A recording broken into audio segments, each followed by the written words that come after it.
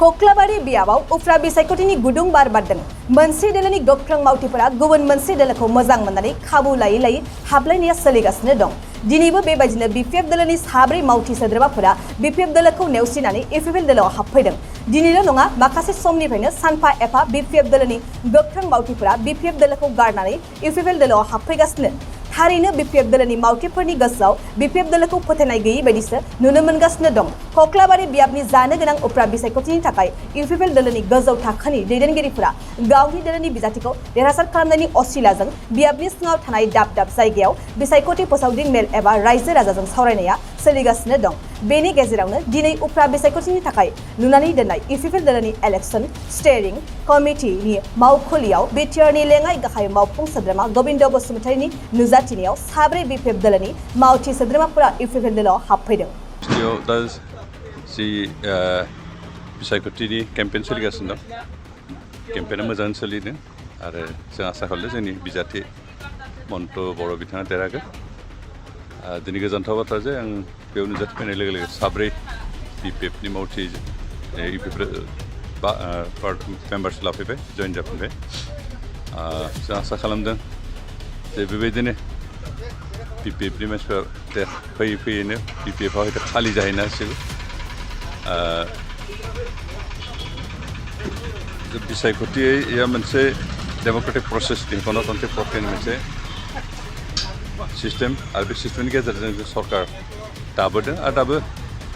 नैबे डेम'क्रेटिक प्रसेसनि गेजेरजोंनो बिसायख'थि जादों गोबां जोंनि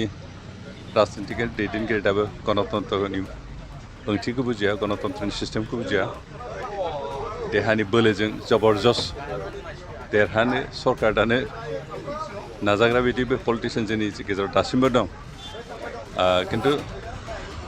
जिहेतु भारतआ बुहुमनि गेजेराव बयनिख्रुइबो देरसिन आरो साबसिन डेम'क्रेटिक कान्ट्रि बेनिखायनो बे डेम'क्रेटिक प्रसेसनि गेजेरजों जों जोंनि देशखौ जोंनि हादोरखौ जौगालांनो थाखाय खामानि मावनांगोन आरो दिनै बिसायख'थि बेनि मोनसे पार्ट बेनि मोनसे बाहागो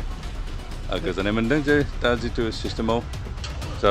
केम्पेइन सोलिगासिनो बे केम्पेइना एकदम पिसफुल जादों गणतान्त्रिक प्रसेसनि लामाजों जादों आरो बिनि गेजेरजों थाङोबासो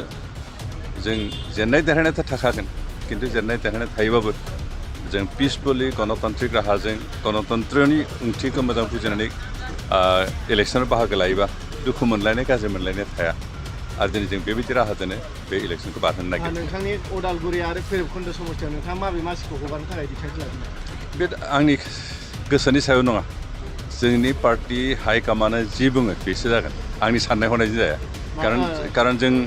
मोनसे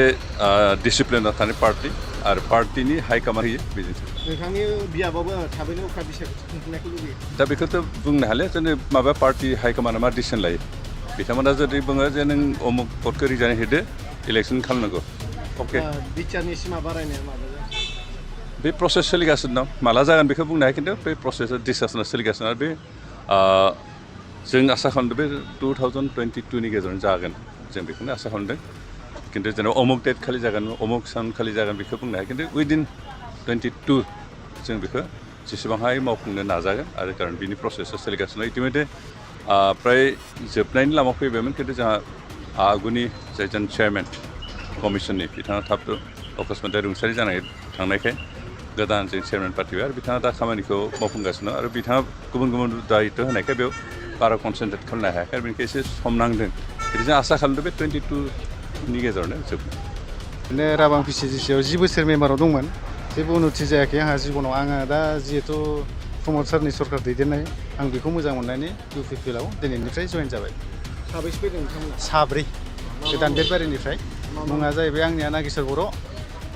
बिष्णु बर' सुमित्र नार्जारि थार्जेन बर' नोंथांमोना इउपिपिएलआव गोख्रों खामानि मावनो थांखि लादों थांखिया बेनो जिहेथु आंनि लोगो केन्डिडेटआनो मन्टु बर' आं बेखौ जोबोद मोजां मोनो बिथाङा टिकेट मोननायनि थाखाय आं दिनै बिथांजों जरित्रआव फैबाय गोजोनथाव खौरां आसामाव थानाय बयनिख्रुइबो साबसिन सोलोंथाइ होग्रा मिरुफोरनि गेजेराव टेक बुस्टाराबो गंसे क'क्राझार जिल्लानि सिङाव थानाय CST फिसारि मावख'नि साखाथियाव थानाय खारगावआव बे टेक बुस्टारा दङ बेयाव बयनिख्रुइबो मोजांसिन सोलोंथाइ आरो नेम सोलिनाय गोग्गो थाखो खथानि सुबिदा दङ